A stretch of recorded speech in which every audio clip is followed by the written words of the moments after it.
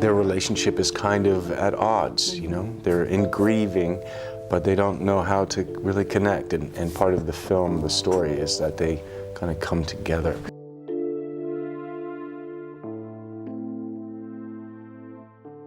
Keanu Reeves was reportedly paid $350 million, yet he went on to do something no one else in Hollywood has done. The surprising part, Alex Winter, who's been by his side for years, has a lot to say about it. Did Keanu really sell his soul? Or is this about fame, power, or the cost of staying at the top in Hollywood? And he's insanely wealthy. Yeah, but when you see him, he's dressed like me. Yeah. He's got like a regular watch on and sneakers. He's normal as fuck, man. Yeah. Like there he is right there on the fucking subway, just chilling, you know? And he looks like a totally normal dude. I look like fucking me. Yeah, well, and people freak out. They're like, is that? No, can't be. Like people ignore him because he's figured out a way to just sort of blend in. Before Keanu Reeves became the internet's favorite real-life superhero, before John Wick, before The Matrix, before those viral videos of him quietly giving up his seat on the subway, his story started in a very different place. He wasn't born into stability or comfort. From the beginning, life felt uncertain. His father walked away when he was just 3 years old. No real explanation, no proper goodbye, just gone.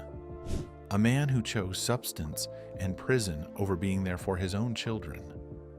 That kind of absence leaves a mark, whether you talk about it or not. His mother, Patricia, did everything she could. She worked hard as a costume designer, trying to hold things together while raising 2 kids on her own. But life kept shifting. New cities, new homes, new relationships.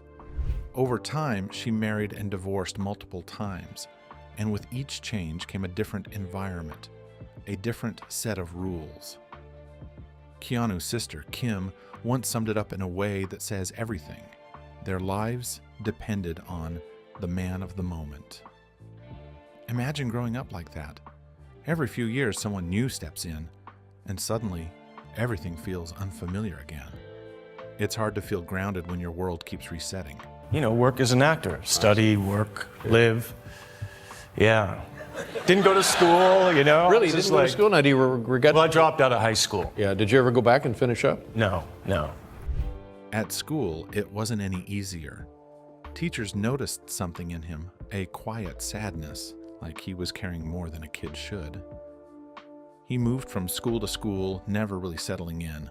5 different high schools. At one point, he was even expelled. It wasn't that he was a bad kid. He just didn't fit the system. He talked too much, had too much energy, and didn't move at the pace they expected. He wasn't broken or dangerous, just different. Too restless, too expressive, too alive for the tight box they wanted him to stay in. And through all of this, there was another struggle he kept mostly to himself. Learning wasn't easy for him. Dyslexia made school feel even harder, like he was always a step behind, even when he was trying. Eventually, at just 17, he left school without a diploma. But life didn't slow down after that. If anything, the real tests were still ahead. As an adult, Keanu faced losses that would break a lot of people. In 1993, his close friend. Well, Dave, I started acting when I was 16 years old professionally. For someone he cared about that deeply, losing River Phoenix so suddenly must have been incredibly painful. This wasn't just a fellow actor he worked with on set. It was a real friendship, something genuine and personal. When River died from a substance overdose, it likely hit him on a much deeper level than people could see.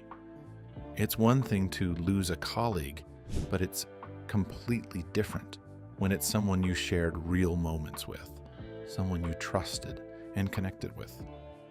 That kind of loss stays with you. You can only imagine the shock, the sadness, and the quiet grief that followed. It wasn't just about what happened. It was about everything they had shared, and everything that was suddenly gone. Not long after, his younger sister Kim was diagnosed with leukemia. Instead of stepping away, he stepped in. He supported her through years of treatment, quietly doing everything he could until she finally went into remission. Then came a heartbreak that's hard to even put into words. In 1999, his girlfriend, Jennifer Syme, gave birth to their daughter, but the baby, Ava, was still born.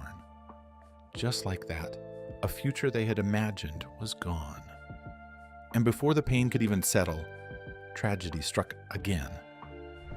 In 2001, Jennifer died in a car accident. Within a short space of time, he lost both his child and the woman he loved. Even earlier in life, a dream had already slipped through his hands. He was passionate about ice hockey, a talented goalie known as the Wall. For a while, it looked like he could go far, but a serious injury ended that path completely. When you look at it all together, it's a life filled with instability, loss, and constant change. And yet, somehow, Keanu Reeves didn't become bitter or closed off. He became someone known for kindness, humility, and quiet strength.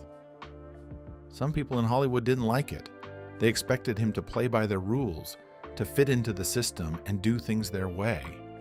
There was pressure on him to change, to go along with what the industry wanted.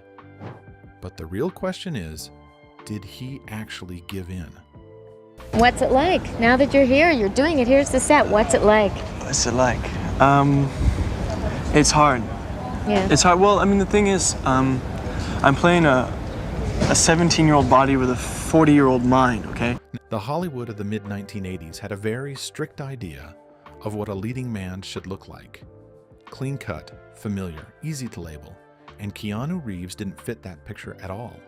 Not his name, not his presence, not the quiet way he carried himself.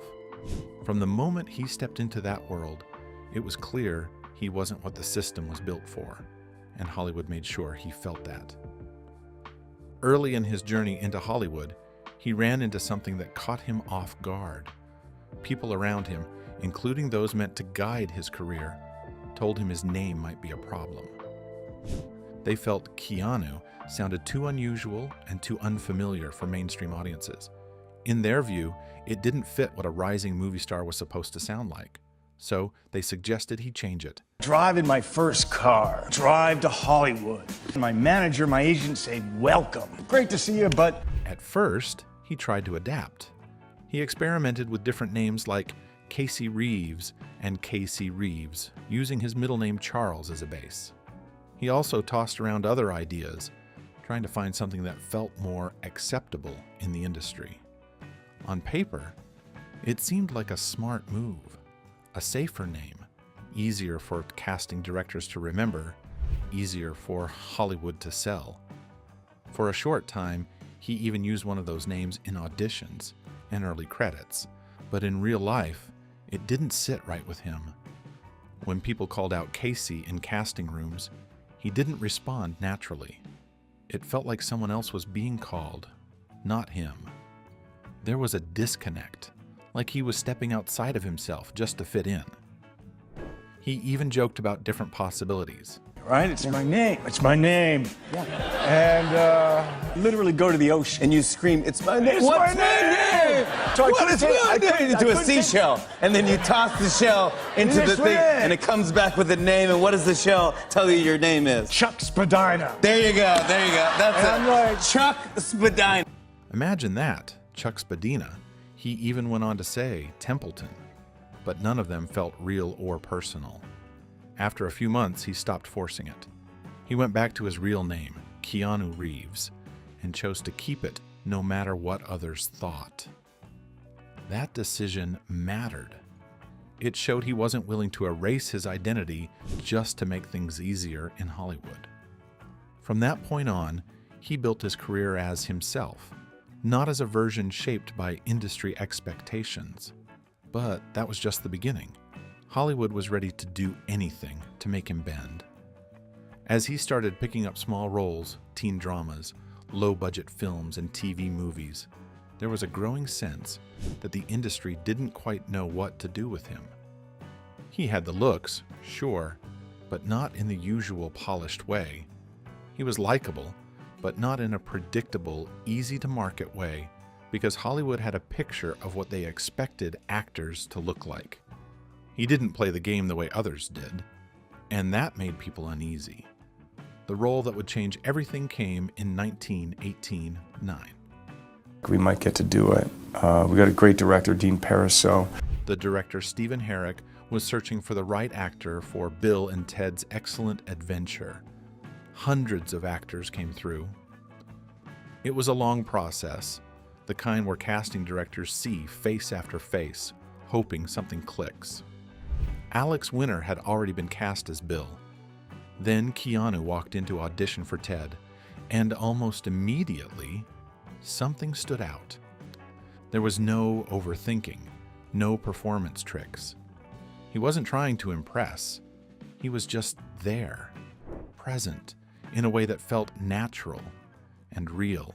Alex Winter later described it as if Keanu was operating on a completely different wavelength from everyone else. Because Hollywood, at its core, often runs on ambition, ego, and control. It understands hungry people, people who push, people who shape themselves to fit what's expected. But Keanu didn't seem driven by any of that. He wasn't trying to dominate the room. He wasn't trying to sell himself. And somehow, that made him even more magnetic. While other actors were calculating their moves, thinking about image, strategy, and career, Keanu wasn't doing any of that. He wasn't chasing anything. He was just being. And that confused the system. Even Keanu himself once admitted there was a strange moment during that process. I played Ted. Oh my God. You just lost all of your cred, dude. That's right. That's what you should do right now, because you just lost all of your Bill and Ted cred. I don't know. I thought in Bill and Ted 3 you were playing the other role. Reeves had gone into rehearsals thinking he was auditioning for the role of Bill, only to later realize he had actually been cast as Ted. It was a sudden shift, almost like the ground moved beneath him. But once he stepped into the role, it fit in a way that couldn't be forced. Still, while filmmakers were starting to see his value, the larger industry wasn't fully on board. Casting director Carrie Fraser saw something others were missing. He wasn't looking for someone polished or manufactured. He wanted someone real. And that's exactly what Keanu brought. Ironically, the very thing Hollywood had been trying to smooth out, his rawness, his natural presence, was what made him stand out to the people actually creating the films. But as his career started gaining momentum, a new kind of resistance appeared. The critics. They didn't quite know how to label him, so instead they pushed back. They questioned his acting style, called him stiff, and said he lacked range. They built an image around him that didn't always match who he really was. In many ways, it felt like a quiet battle between an industry that wanted him to fit a mold and a person who simply refused to become something he wasn't. And that raises a bigger question. What exactly was Keanu Reeves' image? Was it the quiet outsider, the unconventional star, the actor who didn't play by the usual rules? And why did that make the industry so uncomfortable? Keanu Reeves has built a reputation that's almost the opposite of typical Hollywood stereotypes. He's known for staying humble even after massive success, treating crew members with respect, doing his own stunt work, and living a quiet, low-key life away from the spotlight. His career is also full of bold choices, from early action roles to deeper, more philosophical characters, and later reinventing himself again with John Wick. His career didn't start with him being an action legend or a global icon. It started with smaller, very different roles that slowly built the version of him the world would come to know. Who are you guys? We're you, dude! No way. No way. Yes way, Ted! Look. In Bill and Ted's Excellent Adventure, he played Ted Theodore Logan, a goofy, laid-back teenager with a strange charm. It wasn't a serious role, but it stuck. People loved him for it. It made him feel approachable, like someone you could actually know in real life. Then came Speed. That's where things shifted. As Jack Traven, he became a full-action star. Suddenly, he wasn't just the fun, easygoing guy anymore. He was someone who could carry tension, danger, and urgency on his shoulders and still keep audiences locked in. After that, The Matrix changed everything. As Neo in The Matrix, he stepped into a role that blended action with philosophy. It wasn't just about fighting anymore. It was about identity, reality, and choice. That role turned him into something bigger than a movie star. It made him a global symbol. And years later, John Wick showed a completely different side again. As the grieving assassin in John Wick, he proved something Hollywood didn't always expect from actors in their 50s. That reinvention is still possible. The physical commitment, the stunt work, the precision, all added to a reputation he had been quietly building for years. But his image isn't just built on roles. It's also built on how he behaves when the cameras are off.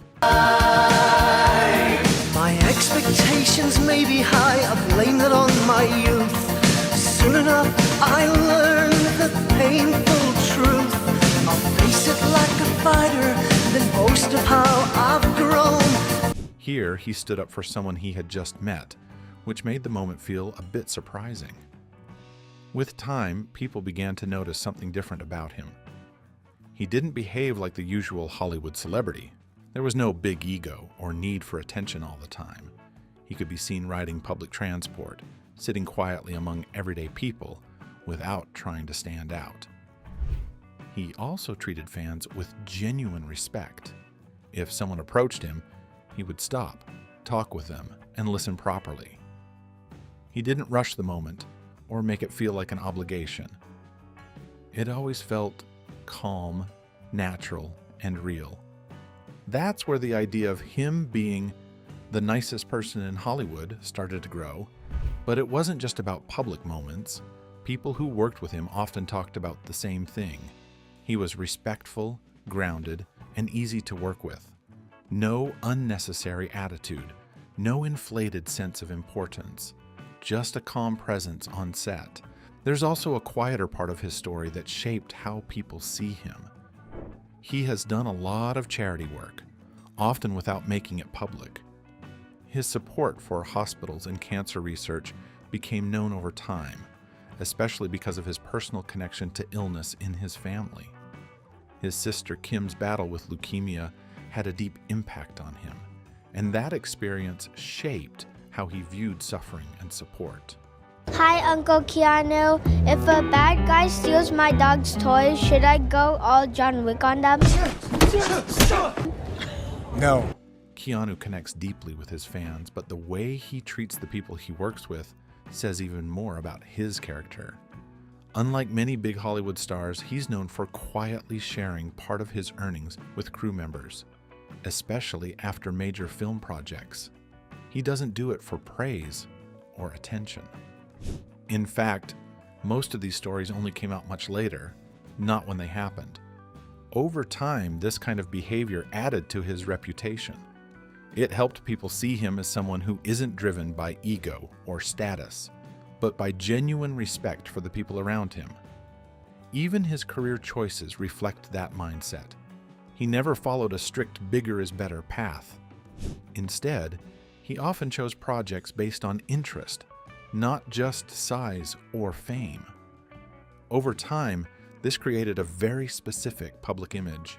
He became the relatable superstar, the action hero who doesn't act like one, the famous actor who still feels grounded. The internet started calling him things like the internet's boyfriend, and not because of image crafting, but because of how naturally he seemed to exist outside Hollywood's usual behavior. But it gets more complicated. While the public image looks almost perfect, Hollywood itself has never been a simple place for anyone who doesn't fully fit its system. And even with all the admiration, kindness, and respect he earned, the industry around him didn't always treat him fairly. So what exactly did he go through behind the scenes? And what did the one person who has been by his side through every step say about him? All right, Alex, my last, it's not really a question here. I'm going to embarrass myself. But on a scale of 1 to 10, I'm going to try to ruin this interview now. I'm going to do my impersonation of Keanu Reeves in the movie Speed. On a scale of 1 to 10, 1 being the worst, 10 being the best, tell me how I did. Okay, here we go. Alex Winter has said the Speed era was the moment Hollywood could no longer ignore what Keanu Reeves was becoming. The film's success, pulling in hundreds of millions at the box office, proved something simple but powerful. He wasn't just a young actor with potential anymore. He was a bankable star. But Hollywood doesn't always celebrate people in a straight line. Sometimes success turns into pressure. And in Keanu's case, that pressure came fast. Right after Speed, the studio pushed forward with a sequel, offering him around $12 million for Speed 2. Cruise Control. On paper, it looked like an easy win. Bigger paycheck, bigger franchise, more visibility. Most actors would have said yes without thinking twice. Keanu didn't go that route, and for a very simple reason, it just didn't resonate with him at that time. Instead, he stepped away from bigger Hollywood expectations and chose something much smaller, even doing a stage role like Hamlet, reportedly for very little pay. According to Alex Winter, it wasn't about money or strategy. It also wasn't about rejecting the people involved. It was something more personal and harder to define. A feeling that something about it didn't sit right with him. And instead of ignoring it, he trusted that instinct enough to walk away. That kind of decision doesn't usually exist in Hollywood, because most people in that system are trained to say yes first and think later. Take the deal, secure the position, then deal with the consequences. But Keanu flipped that instinct. If something didn't feel right, he didn't force it just because of the paycheck attached to it. That's where things shifted, and Hollywood made him pay. When a while back there was a film, they were going to do a sequel to Speed. Oh yeah, right. And I think then that turned into, because when I decided not to do it, that became, well, he wants to play his music and not do that. But that was. It was in fact you just didn't want to do the film. Yeah, I couldn't do the film. The industry didn't just move on quietly. There were consequences.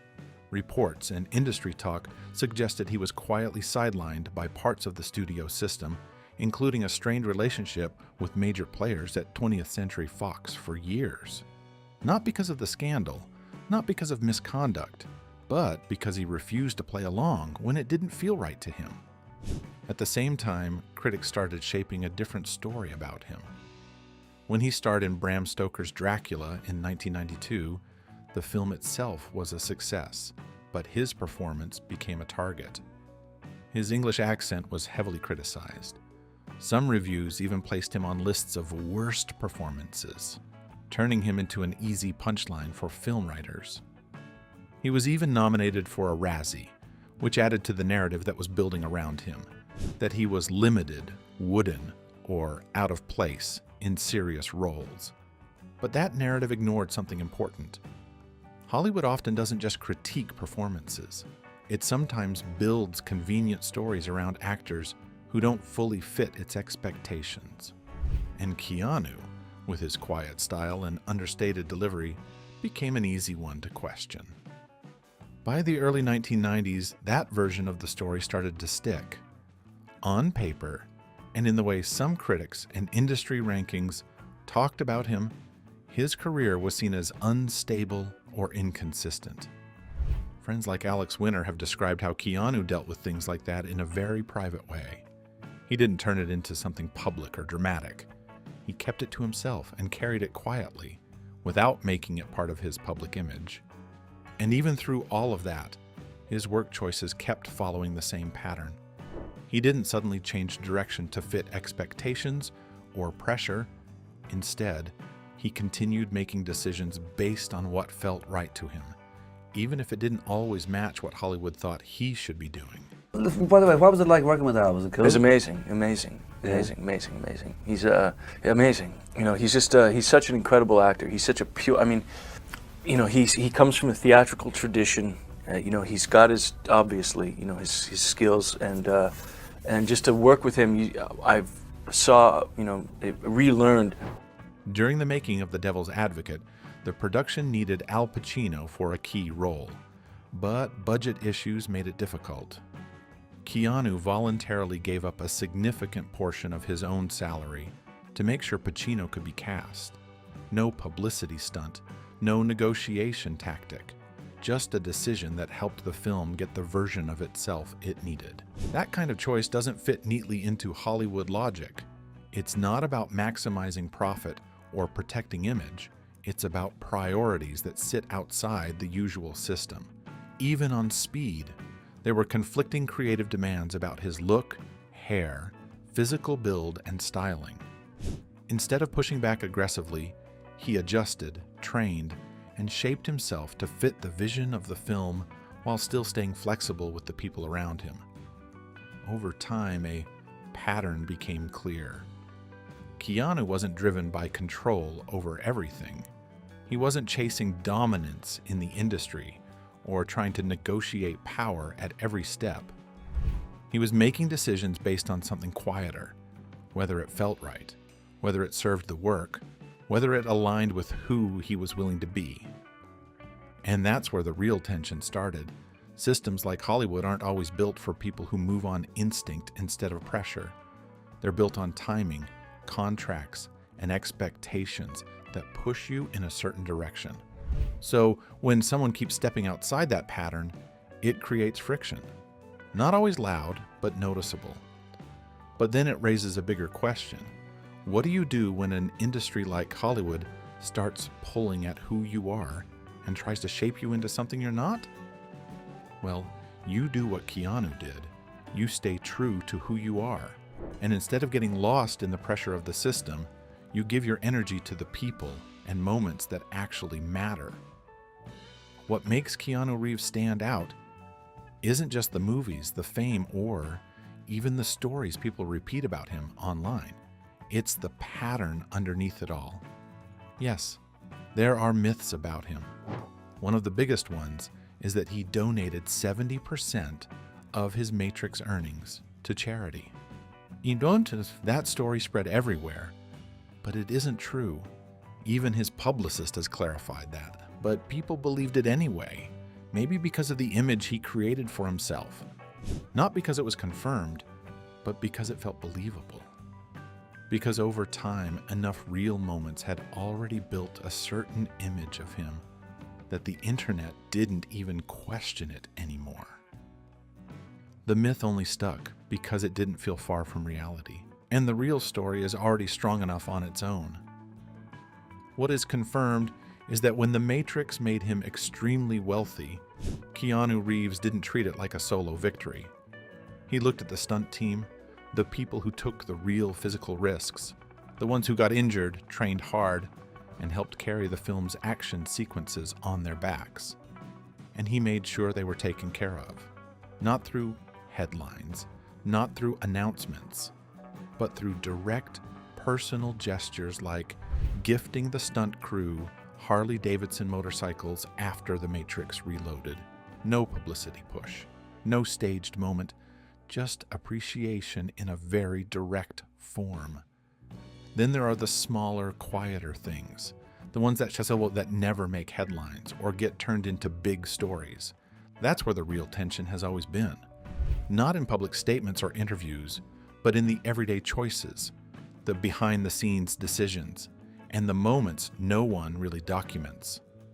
Hollywood as a system runs on desire, wanting status, wanting validation, wanting approval from the right rooms. But once someone stops chasing those things in the usual way, the system loses some of its leverage over them. That's the part people miss when they talk about him like a legend. It's not that he rejected Hollywood in some dramatic way. It's that he never seemed to depend on it for his sense of self in the first place. Over time, that changes how power works around someone. Because if you don't need what the system is selling, it becomes much harder for the system to pressure you with it. There's a moment people often bring up in interviews. Someone asked him what he thought happened after death. Most actors in that setting reach for something neat, something polished, something safe enough to repeat later. Keanu didn't rush it. He paused, thought about it, and then gave a short, simple answer that didn't try to impress anyone. Just 7 words. What do you think happens when we die, Keanu Reeves? I know that the ones who love us will miss us. That answer stuck because it didn't feel rehearsed. It came across as natural, like it was said in the moment, rather than carefully packaged. And maybe that's the thread people keep noticing about him. Not some perfect image or a made-up legend, but consistency. The way he moves through fame, loss, success, and criticism without turning every moment into a performance. That's a big part of why his story keeps getting retold. Not because it feels unbelievable, but because in a world that's often loud, polished, and calculated, his approach feels unusually simple. It circles back to a basic idea, putting your energy towards the people and moments that actually matter, the ones who value you for more than what you can produce.